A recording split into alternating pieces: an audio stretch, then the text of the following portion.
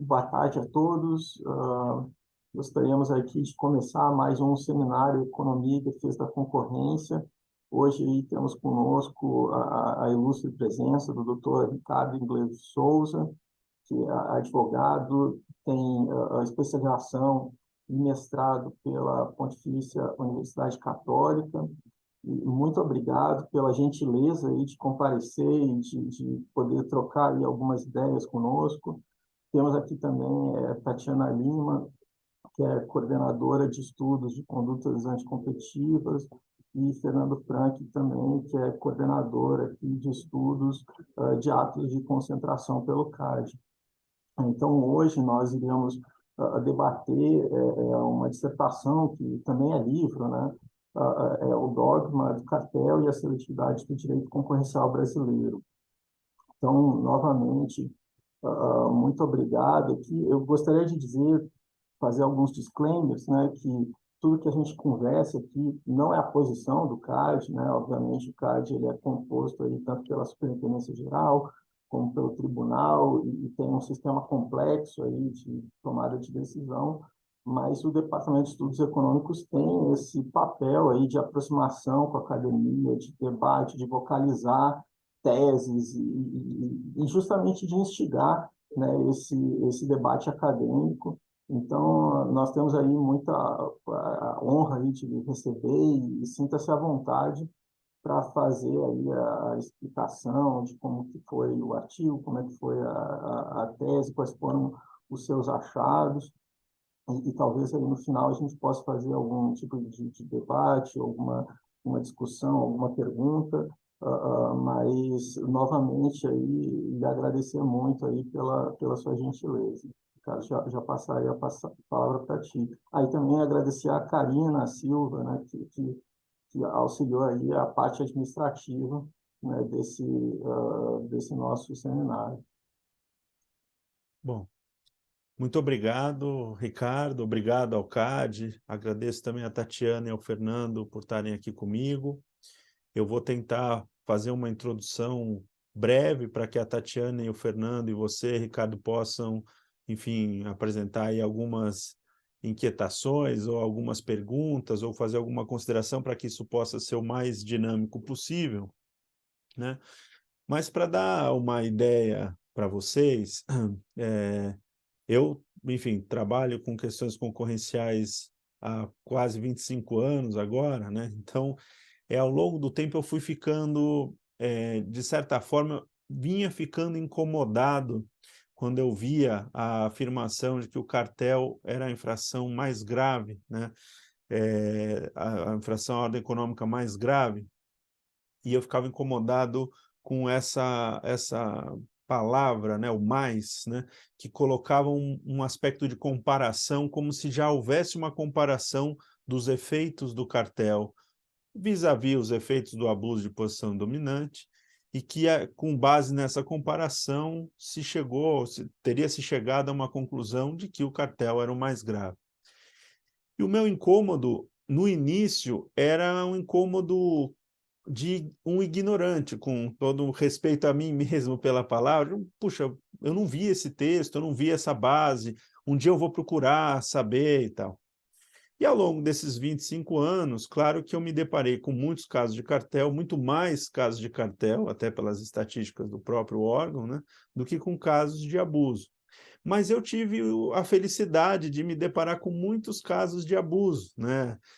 Diferentemente, talvez, de times de advogados da área privada que trabalham com concorrência, que às vezes, por uma razão até da estrutura do próprio escritório, tem M&A tão forte, que acabam vendo muito ato de concentração e alguns casos aí de cartel que todo mundo acabou trabalhando em casos de cartel no Brasil. Eu tive um balanço bem interessante entre casos de cartel e casos de abuso de posição dominante. E já tive dos dois lados, tanto trabalhando por empresas que receberam acusação de abuso de posição dominante, como por empresas que entendiam que estavam sofrendo algum abuso e foram buscar refúgio, né, no Sistema Brasileiro de Defesa da Concorrência.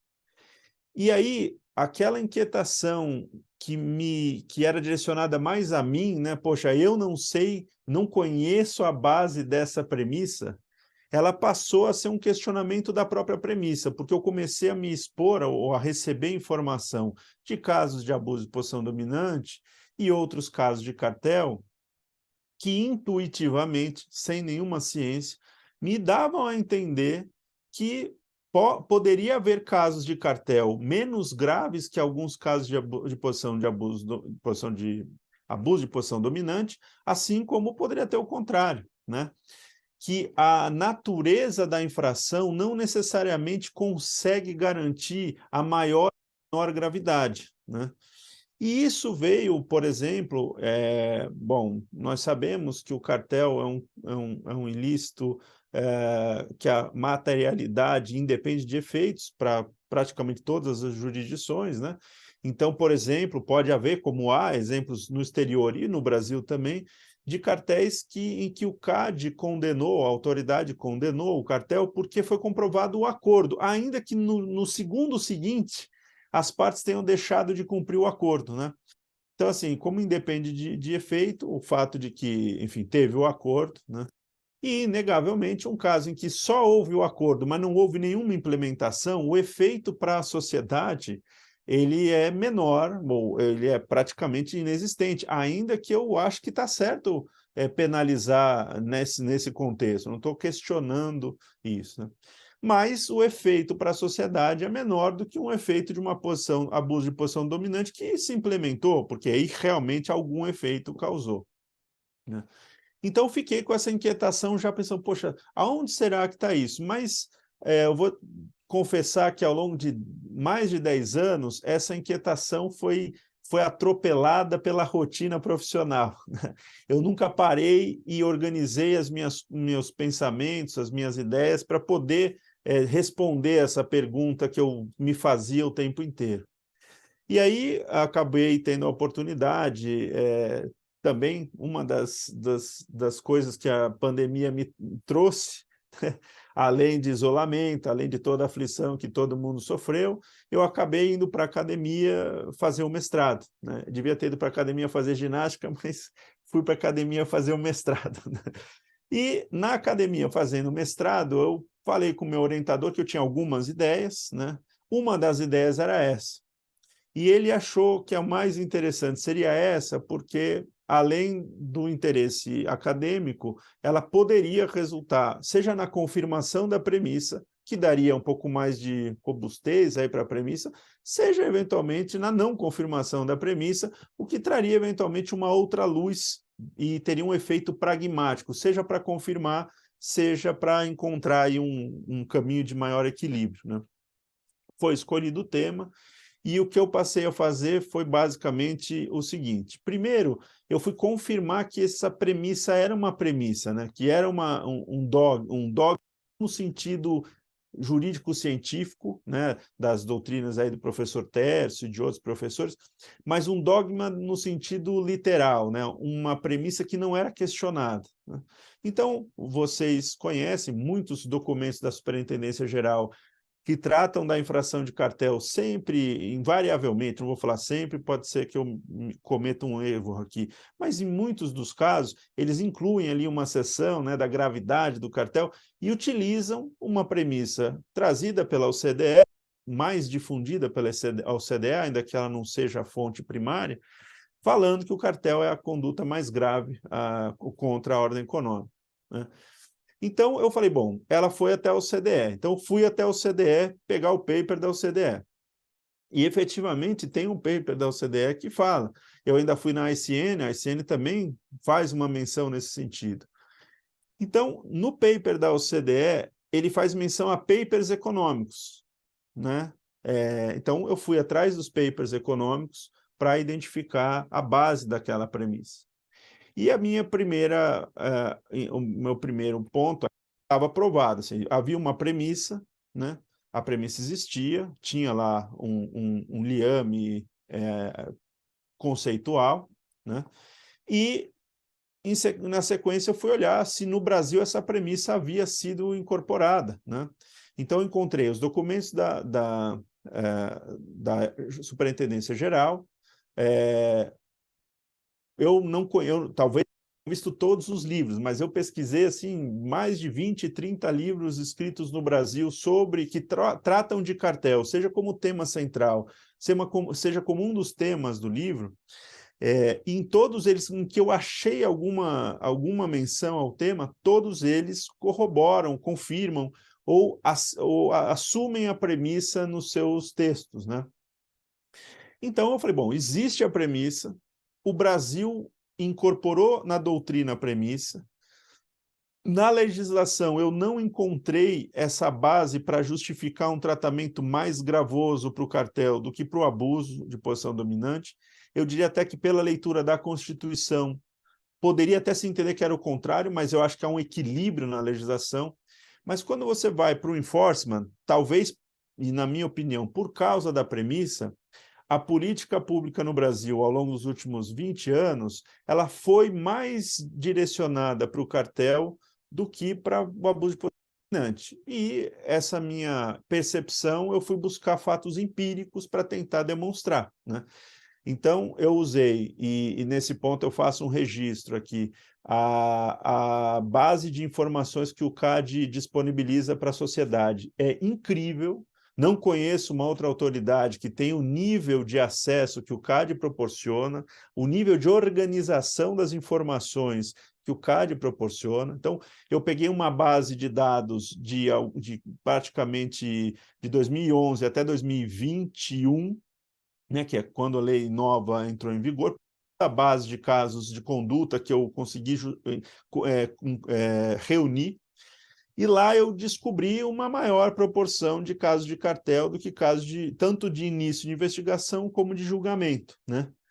Esse foi mais um elemento. Depois eu fui lá para os guias, né? Os guias que o CAD publica historicamente, aí não é mais só no período da nova lei, porque tem guias anteriores também, e invariavelmente a gente vai ver cartel, cartel em associação, leniência, cartel em licitação na Copa do Mundo, ato de concentração, e eu sei que tem uma minuta que está sendo estudada, mas de fato não tem um guia, tinha aquela resolução 20 da CEAI que falava um pouquinho de processos de análise, inclusive de análise de abuso de posição dominante, mas inegavelmente o peso da promoção, da difusão da cultura da concorrência em combate a cartel era maior, é maior, né, empiricamente demonstrado, é maior do que a difusão dos casos de abuso de posição dominante.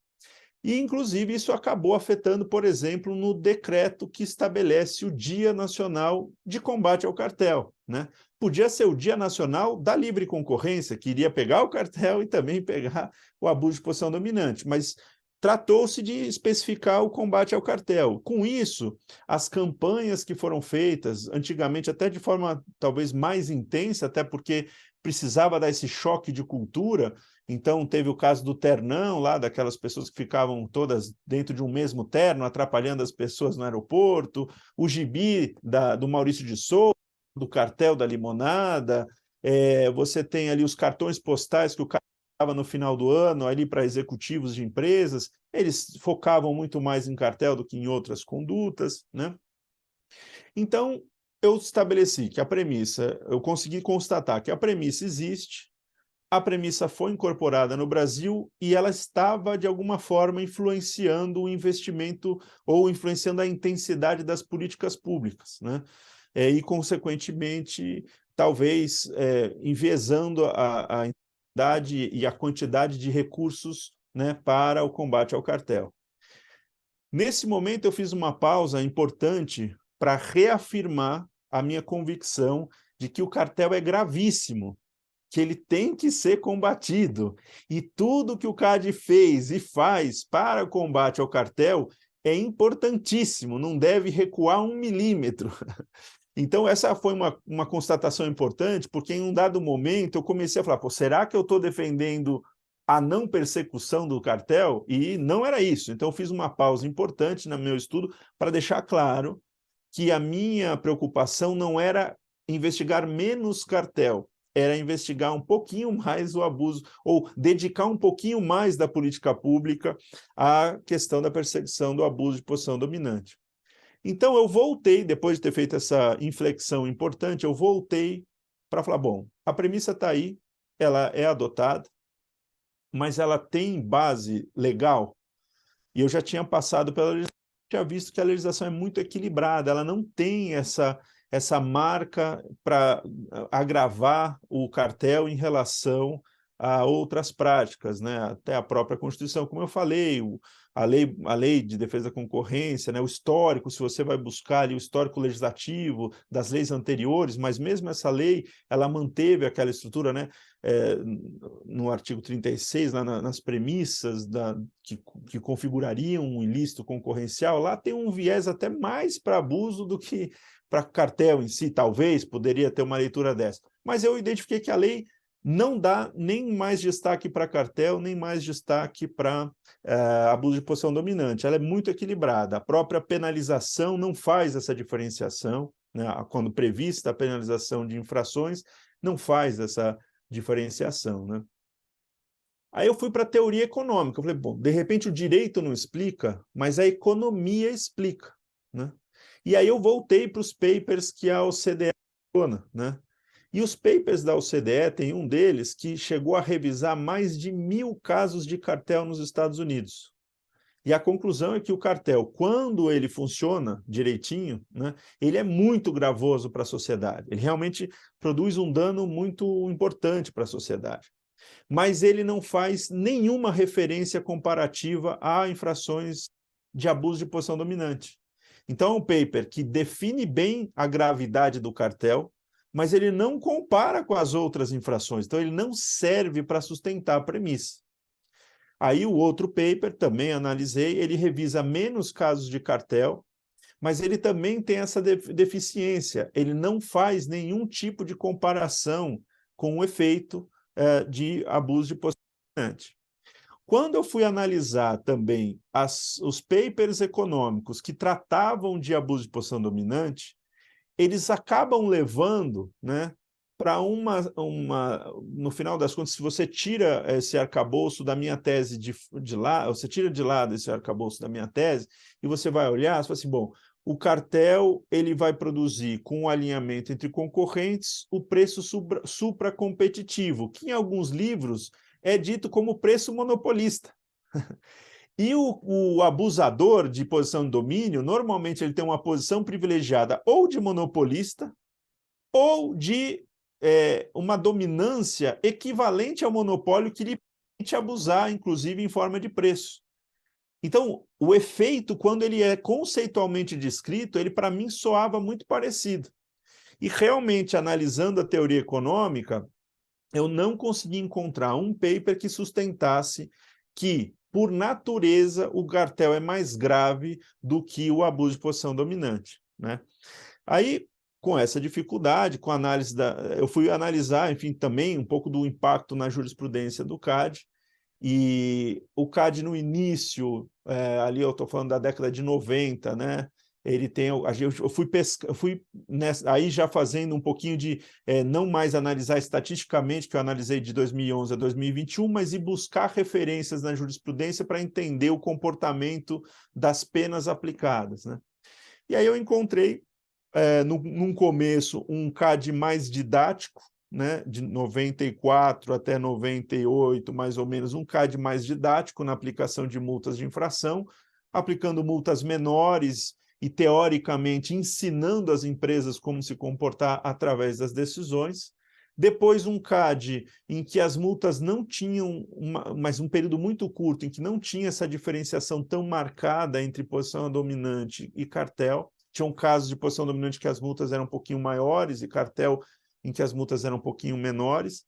E de um determinado momento, mais ou menos 2002 para frente, uma marcada diferenciação entre cartel e abuso de posição dominante. Colocou o cartel com multas próximas ao máximo, então o líder era próximo ao máximo, se o cartel durava muito, era próximo ao máximo, e próximo ao mínimo as multas aplicadas a abuso de posição de domínio, né? 1%, 2%, 3% as multas por posição de domínio. E eu fiz uma comparação, obviamente exagerada, mas para ilustrar esse trauma da quebra do dogma, que no final das contas é a minha conclusão, já fazendo um spoiler aqui para caminhar para a conclusão, eu tomei como referência 2 casos, né?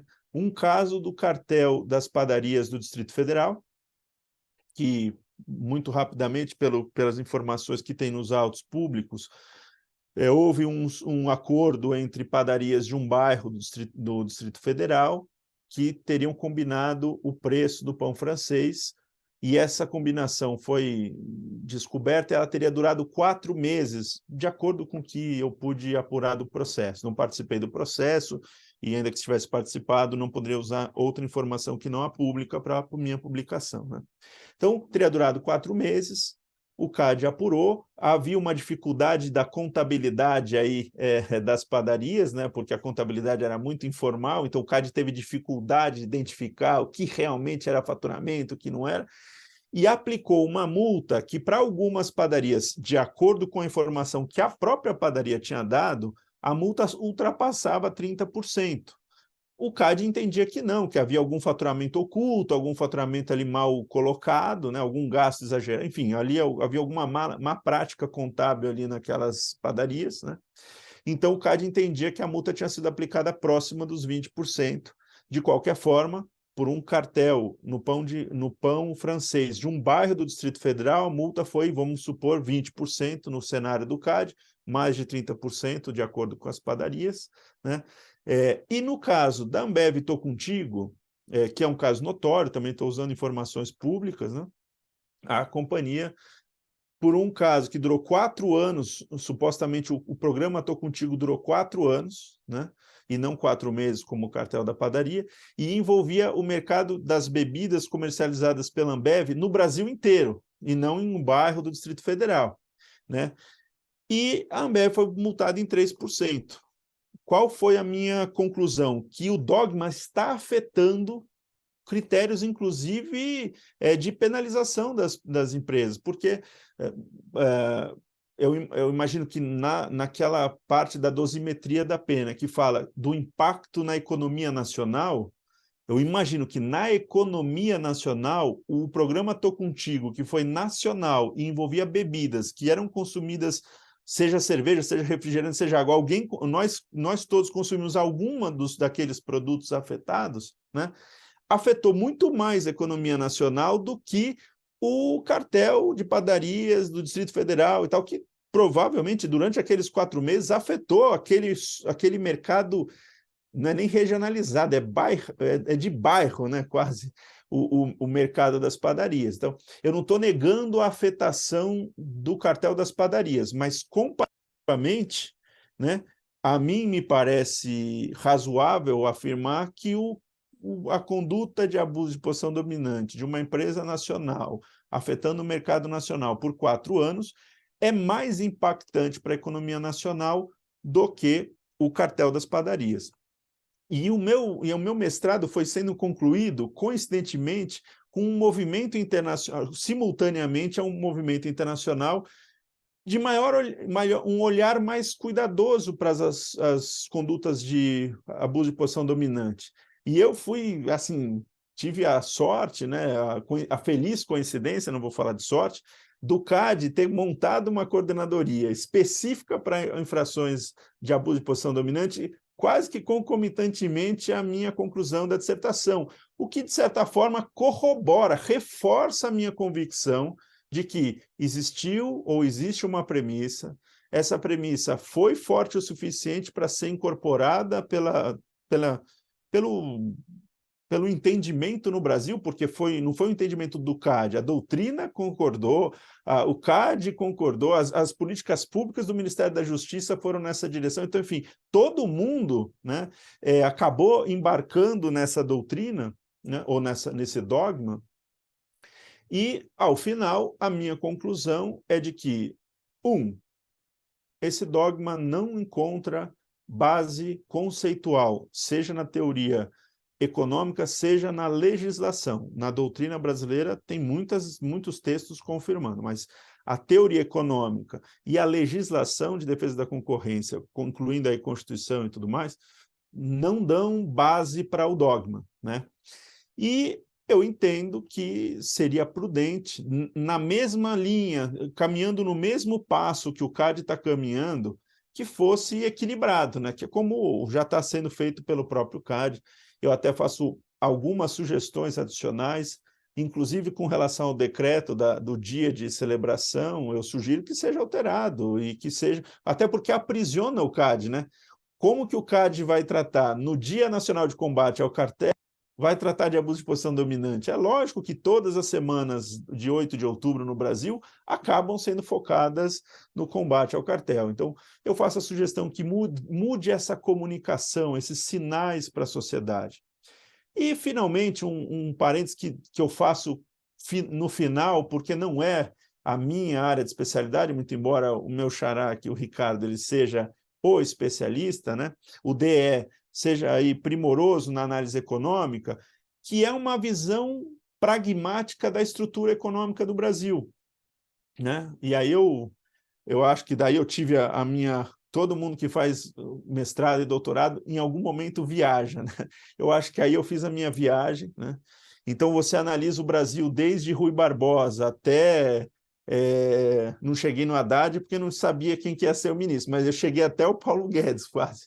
Quando você analisa todo esse esforço de ordenação da economia brasileira, você nota um movimento comum em praticamente todo esse período de séculos, que é um movimento concentracionista. Seja o campeão nacional dos anos 2000, seja a indústria nacional do Getúlio Vargas, os movimentos de produção nacional ali nos anos 60, em que você teve criação de empresas magníficas, a Petrobras, a Vale, a CSN. Essas empresas foram criadas em esforços de políticas econômicas, mas tinham esse viés concentracionista. Num país que você tem esse viés concentracionista, muito embora haja muitos mercados altamente competitivos, você deixar de olhar com uma intensidade quase equivalente ao cartel, ao abuso, você pode estar deixando passar vários casos ali, várias situações que são mais gravosas para o interesse público e para a economia nacional do que você está olhando nos casos de cartel, né? E a gente pode aí falar de vários outros exemplos, mas eu queria usar essa primeira meia hora mais para dar essa contextualizada e deixar aí vocês fazerem o trabalho que a minha banca de defesa não fez. Não, que isso, Ricardo. Obrigado aí e agradecer de novo aí a tua gentileza aí, a, tanto como advogado, aí você consegue ser extremamente didático, como aqui também, né? Você apresentando o teu trabalho, a tua dissertação, achei excelente. Um ponto ali que também a tua dissertação acho que se destaca, que muitos trabalhos jurídicos muitas vezes apenas descrevem o que está acontecendo e você foi além, né? Você disse, ó, isso aqui é o que está acontecendo e sugere aí uma mudança de postura, uma mudança no ordenamento. Então, eu achei extremamente proveitoso aí. Eu confesso que quando eu comecei a ler o trabalho, eu tinha uma outra ideia, assim, justamente, talvez pelo título impactante ali, né, que tem como dogma do cartel eu estava entendendo que você ia questionar justamente a persecução do cartel como sendo algo que não se deveria investigar ou punir. Então, mas lendo o trabalho, de fato, eu tive essa outra impressão aí, que não era uma discussão contra o que é feito hoje de investigação e de análise, mas sim um debate aí sobre como se pondera, né, essa afirmação que é feita que o cartel é necessariamente algo que é mais pernicioso que outros tipos de conduta ali. Então, ah, eu acredito que uma das questões que pode ter ali é porque o cartel, realmente, quando você fixa o preço, você não tende a esperar aí um efeito positivo dessa fixação de preço normalmente, né?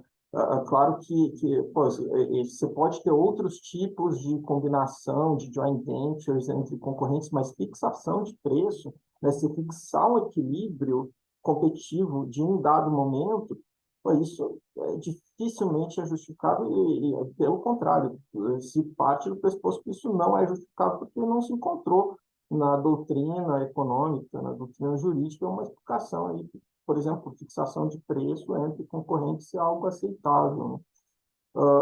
E daí um segundo ponto que eu pensei que seria questionar talvez o tratamento per se do cartel. Mas lendo a dissertação, e me corrija aí se eu estiver errado, assim, mas eu não vi esse questionamento ali que foi o cartel é per se e não deveria ser per se.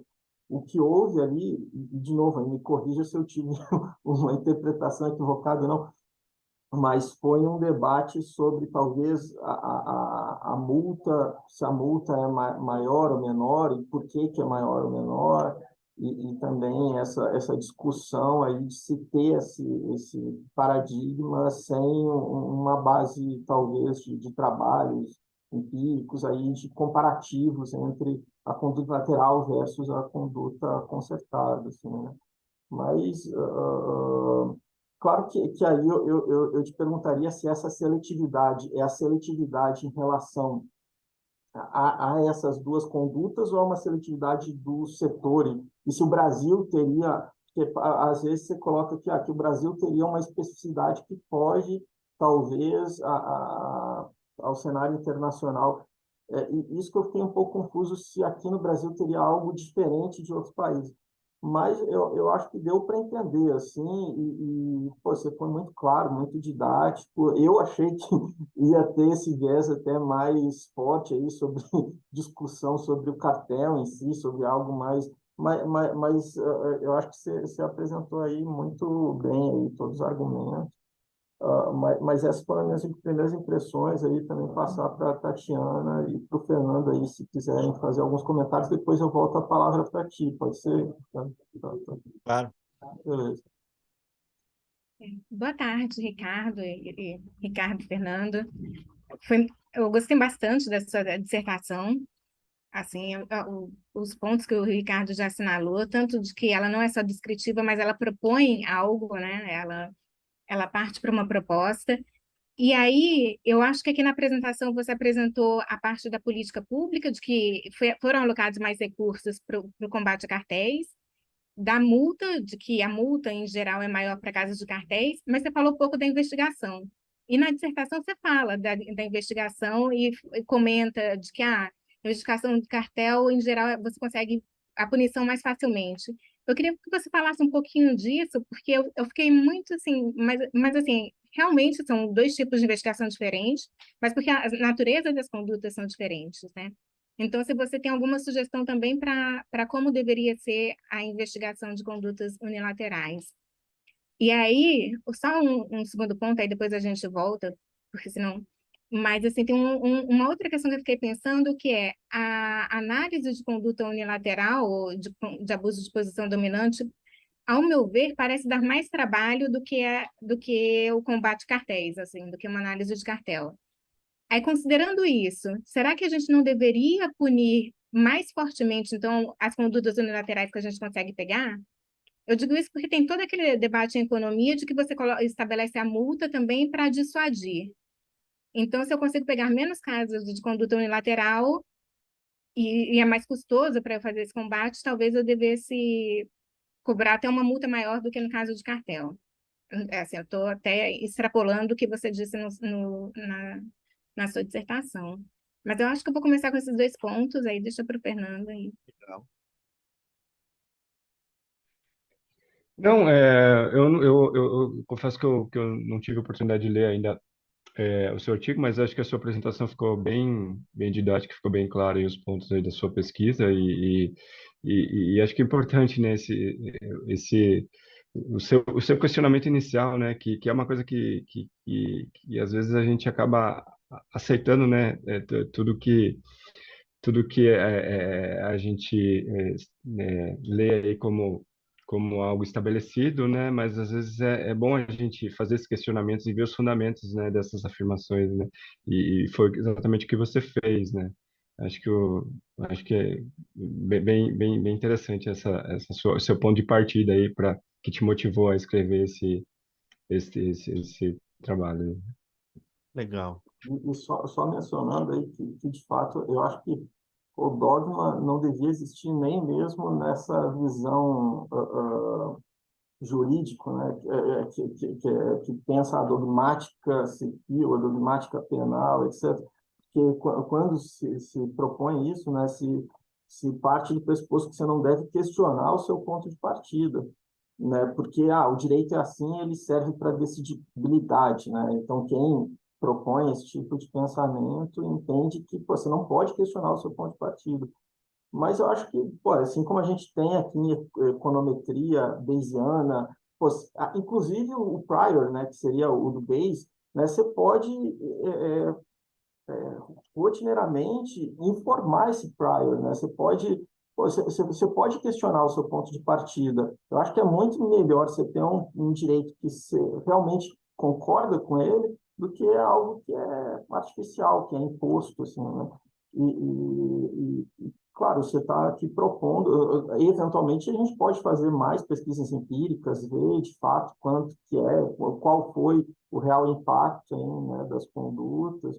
Claro que isso aí também, né, tem esse peso, assim, né, porque pode chegar e ter aquela discussão que teve no plenário do CAD sobre, pô, você vai transformar tudo como para multar, né, você vai ter que fazer algo, um percentual sobre o faturamento, ou você vai ter que calcular o dano exato, né, que uma conduta teve, que um cartel teve, e se você vai partir para esse cálculo do dano exato, né, você pode criar diversas teses e diversas discussões que vão acabar no judiciário por N fatores, né, porque os modelos, eles, por mais objetivos que eles pareçam, né, eles sempre têm uma discussão que é subjetiva por trás, e claro que a gente tenta fazer o máximo aqui para tentar ver quantificar o dano, né? Mas, eventualmente, nem as bases de dados estão disponíveis, a gente não tem acesso muito a dados da Receita Federal, que poderia ajudar, né, nesse tipo de análise, e a gente também não tem mecanismos como se tem em outras autoridades aí, por exemplo, discovery de arquivos internos da empresa, né? Então, pô, em outras autoridades você tem uma acessibilidade muito maior da autoridade a uma série de documentos, né? Claro que isso aí você pode conseguir por meio de buscas e apreensões, por meio de escutas, mas você tem também esse tipo de ônus aí que pode vir quando a gente trata desse tipo de discussão. Mas, de novo, aí, pelo que eu entendi, você nem entra nesse debate aí se um é regra per se ou regra da razão, ou se estaria errado, né, o per se, ou se essa discussão aí de quão difícil seria quantificar, assim, mas era mais da premissa aí de uma conduta ser mais lesiva do que a outra. Assim. Mas É, desculpa, aí eu já tomei imagina. muito tempo aí, já só te devolver aí a palavra. Tá. Não, super obrigado pelos comentários dos três. Esse esclarecimento é importante, Ricardo, que eu procurei ser muito cirúrgico, porque se eu começasse a questionar per se, se não é per se, se os dois são per se, se não é, então, eu ia entrar em temas que são tão densos quanto a própria dissertação, e eu poderia me perder ali, e aí eu ia ter algum questionamento nessa, que é uma discussão paralela importante, mas não era o meu ponto cirúrgico, que era essa questão do mais grave. Esse mais era o que machucava, vamos dizer assim, o ouvido, né? Eu foquei nisso. A questão do per se, eu chego a falar assim, muito rapidamente, a única coisa que eu falo no livro é o seguinte, que é uma visão que eu tenho já de muitos anos, assim, eu não acho errado o per se, não questiono a abordagem de per se do cartel, eu só acho que houve uma convenção internacional que decidiu tirar uma foto do cartel, da conduta horizontal, vamos dizer assim, num processo, como se, imagina que a gente estivesse num laboratório e pusesse num tubo de ensaio o cartel e no outro tubo de ensaio o abuso de posição dominante. O tubo de ensaio do cartel, a Convenção Internacional tirou uma foto dele mais avançado, né? Combinação de preço entre concorrentes totalmente autônomos, que não tem nenhuma outra... Aí é per se e tal. Eu concordo, não tem outra explicação. Mas tem combinação de preços entre, por exemplo, concorrentes, que pode ser considerada lícita. Se você tiver uma joint venture, por exemplo, medicamentos, que eles vão pegar, desenvolver um princípio ativo, depois vão vender, eventualmente eles vão regular o preço de venda do produto que eles vão fabricar em conjunto e tal, para que aquilo faça algum sentido. Eventualmente a autoridade pode autorizar isso. São situações muito peculiares, mas estão lá atrás. Estão nessa foto do cartel que foi tirado, e aquilo é per se mesmo. Quando a gente fala de abuso de posição dominante, você está falando sem saber se ele tem posição dominante ou não. Você tirou a foto do tubo de ensaio lá na primeira semana. Aí a autoridade da concorrência tem que fazer o assessment de poder, tem que fazer o assessment de eficiências, tem que fazer o assessment de prejuízos, fazer o balanço. Tal. Se você pegasse, tirasse a foto na legislação, colocasse uma forma de uma descrição já com o estado de, com todo o respeito, de putrefação da conduta lá na quinta, sexta semana, talvez a posição dominante também fosse per se, não sei, eu não vou entrar no mérito, eu não quis entrar nesse mérito, eu só fiz essa ressalva de que eu acho que tem esses dois momentos de análise de maturação da conduta para tirar a foto institucional que foi jogada na legislação. E isso vai a um comentário que você e a Tatiana fizeram sobre o cartel ser mais fácil, né? E isso foi um comentário que eu ouvi de um ex-secretário de Direito Econômico. Aí, quando eu perguntei para ele, poxa, mas que tá? Não, Ricardo, na verdade não tem nada esse tipo de efeito. A questão é que é muito mais fácil, né? Você tem a leniência, que o amiguinho vem aqui e traz todas as informações, você trata como per se, então você já analisa dali para frente e tal. É muito mais fácil para a gente.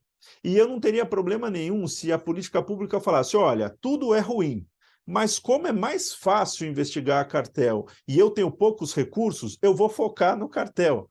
Poderia ser uma premissa de direcionamento de política pública. A única questão, e aí eu volto, eu não entrei nessa questão filosófica do dogma que o Ricardo mencionou agora no final, mas se a gente pegar um dogma do direito que fala o seguinte, o direito não tem lacuna, ou seja, não falta lei. O que falta é você juntar na interpretação a legislação para te responder a pergunta que você precisa, né? Esse dogma ele é importante porque o vácuo legislativo gera uma insegurança social muito grande. Então, ele tem um benefício social muito grande. Quando você fala o cartel é mais grave e eu vou transformar isso num dogma, e o caso das padarias e o caso da Ambev, sem querer personificar, não estou falando mal da Ambev, eu estou pegando um caso aqui, tá? Poxa, faz bem para a sociedade? Eu acho que o trade-off da economia do recurso público vis-à-vis o efeito que você vai gerar, eu não sei, eu como cidadão, esquece o advogado aqui, eu como cidadão preferiria que o Brasil tivesse equilibrado um pouquinho e pegando um pouco mais pesado com empresas grandes que abusam dela, principalmente numa economia que secularmente é concentracionista, do que ficar só, ou principalmente, ou intensamente focando mais no cartel. E aí, com relação à seletividade, há um ponto rápido para fazer. O Ricardo perguntou se eu acho que isso é uma questão do Brasil ou de outros países. Eu cheguei a começar a fazer uma pesquisa em outras edições, mas não ia dar tempo de concluir uma pesquisa adequada dentro do prazo que o mestrado precisava ser concluído. Então, tanto o desenvolvimento de um capítulo sobre o dogma jurídico, como um capítulo de direito, vai ficar para uma reedição do livro, mas está na minha agenda de fazer. Tá? Só voltando aqui, essa questão da complexidade, da perseguição, não. O que eu acho que podia ser feito? Né? E aí o impacto que isso gera. Porque, veja bem, o cartel quando o cliente faz a denúncia. Vamos supor que tem um cartel de empresas que fabricam caneta. E aí nós aqui que usamos caneta no dia a dia, tem um cartel, todo lugar que eu vou, o mesmo preço, é caro, também está sempre junto, não sei o quê, tem todos os indícios de que há um cartel entre os fabricantes. E a gente vai lá e denuncia. A teoria econômica ensina a gente o quê? Que o cartel é um acordo instável. Então, provavelmente, essas denúncias, essa inquietação do mercado consumidor pode gerar aí uma ruptura no cartel ou alguma coisa. E, teoricamente, se um não vende, um fornecedor não vende, o outro vai querer vender, até por uma questão de essência do homem, da persona econômica, né, que está lá para maximizar os resultados dela, né? No caso de uma infração de abuso dominante, normalmente o mercado consumidor, os clientes, são altamente dependentes de um único fornecedor. E o litígio com esse fornecedor pode significar a quebra da empresa denunciante. Então, a dificuldade de se denunciar é maior. Por isso que vocês recebem, na minha opinião, menos denúncias, já receberiam de qualquer forma.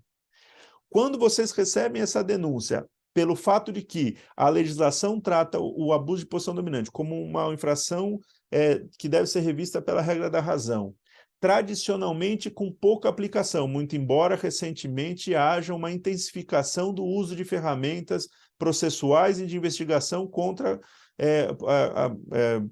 infrações de abuso de posição dominante. Se você olhar historicamente, é muito mais ferramentas para a perseguição do cartel do que para a do abuso de posição dominante.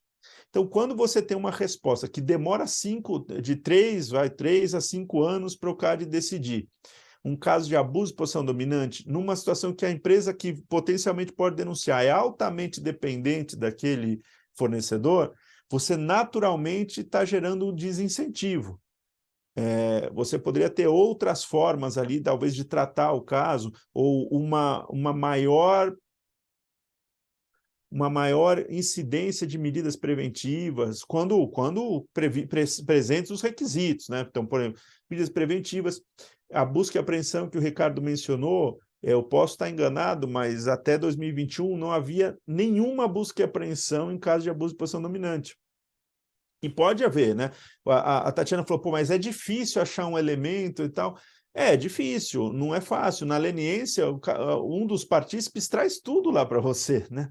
Mas, no caso de abuso de posição dominante, eu acho, por exemplo, que se a gente fizesse a busca e apreensão do computador do diretor comercial de uma empresa dessas, tal, ainda mais num país em que tradicionalmente isso não é perseguido, você deve ter uma tranquilidade ali entre os infratores, que certamente você vai achar um ou outro documento que ele vai escorregar, vai escrever isso, vai escrever aquilo, né?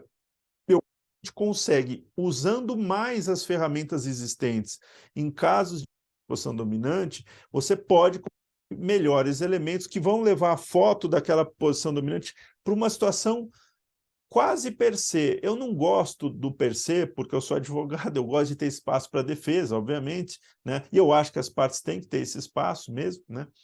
Mas eu acho que quanto mais elementos o CAD trouxer e puder coletar, mais fortes vão ser as decisões dele, e eu vou ter que ser hábil nesses casos para discutir um acordo, para discutir alguma outra forma de solução do problema que não o arquivamento do processo, porque vocês foram hábeis o suficiente para juntar, coletar essas informações, né?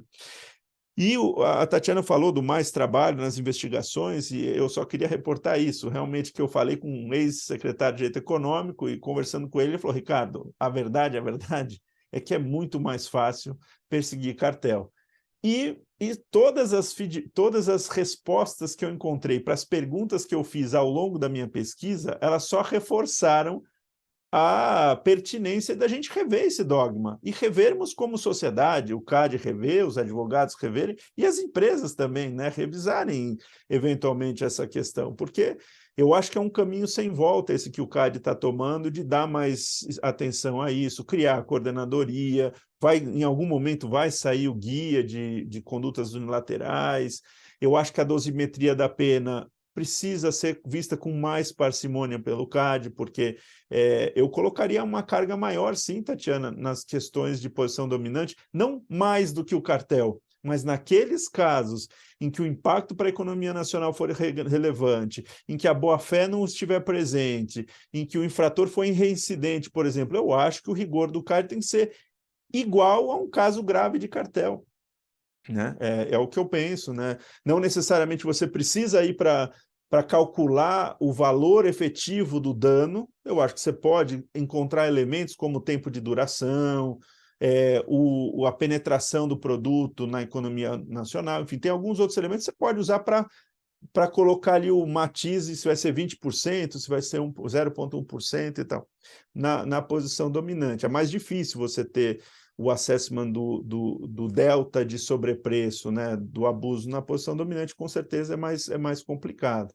Mas eu acho que tem outros elementos que a gente pode usar. Basicamente, esses eram os comentários, reações aí aos comentários de vocês. Fico muito feliz aí realmente com o convite, com a receptividade do trabalho. Fiz com a intenção realmente de contribuir e colaborar com a cultura da defesa da concorrência no Brasil. Poxa, excelente, e agradecemos aí ao seu tempo aí, não sei se Tatiana e Fernando teriam algum comentário final, mas acho que está muito claro aí, de novo aí te agradecer aí pelo excelente trabalho aí que você fez, e realmente eu acho que, bom, espaço para defesa a gente tem aqui, e acho que a gente tem que estar aberto realmente, né, para receber críticas, para receber uh, essas sugestões aí, né, de outras formas de atuação, e realmente aqui eu só questionaria aí também só se você realmente acredita que não tem nenhuma lacuna no direito, assim, né? O seu direito É um dogma. é, Tem, né? Mas o dogma é que não pode ter. mas eu entendi o seu ponto. De fato, assim, quando você vai apresentar uma sentença, você vai apresentar em tese, né, você tem que apresentar algo totalmente sistemático, onde tudo estaria ali disciplinado, né? Mas as pessoas têm diferentes interpretações, tem talvez aí alguns espaços a serem construídos, como, por exemplo, a sua própria sugestão aí, né, de realização de outras resoluções e etc., né, para talvez aí a gente pensar mais. Mas, enfim, foi só algo aí para instigar aí. Mas eu só passar aí, Tatiana e Fernando, vocês teriam algum comentário final ou não? Não, eu só queria agradecer o Ricardo, assim, foi um prazer ler a tese dele, a dissertação está muito bem escrita, além de tudo. E, assim, eu teria outras questões, mas acho que não, assim, não cabe mais no tempo, então depois a gente debate, se quiser. Muito obrigada pela oportunidade. Obrigado. Bom, tá ótimo, então. Só agradecer aí também. Obrigado aí pela apresentação. Muito obrigado, Fernando. Ótimo. Obrigado aí, Ricardo. Então, a gente encerra aqui o seminário e só te agradecer aí mais uma vez. Muito obrigado.